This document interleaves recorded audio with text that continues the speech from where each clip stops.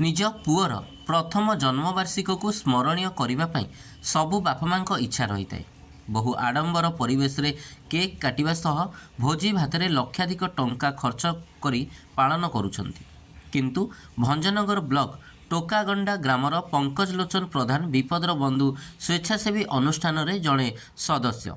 तेणु निज पुओ सत्यप्रकाशर प्रथम जन्मदिन को निआरा भावे पालन करने निष्पत्ति नेबा सह ताहार एही शुभ दिन में ग्रामर सिद्धेश्वर मंदिर परिसर में एक रक्तदान शिविर करी पुओर जन्मदिन को निआरा भावे पालन करिसेंती।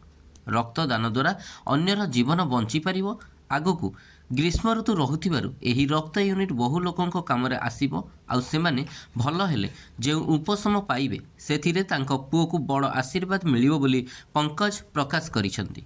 मंदिर प्रांगण में अनुष्ठित शिविर को तांको बड़ भाई लिंगराज प्रधान दीप प्रज्वलन करी शुभारंभ करथिले। एथिरे परिवार सदस्य और सांगसाथी मिसी 35 जन स्वेच्छाकृत भावे रक्तदान करथिले। एही शिविर में भाई हृषिकेश प्रधान बड़कोदंडा सरपंच रेश्मा कुमारी नायक विपदर बंधु अनुष्ठान समस्त सदस्य और सिद्धेश्वर युवक संघर सदस्य माने परिचालना करने सहित रक्तदाता को उत्साहित करथिले। ब्यूरो रिपोर्ट द के न्यूज 10।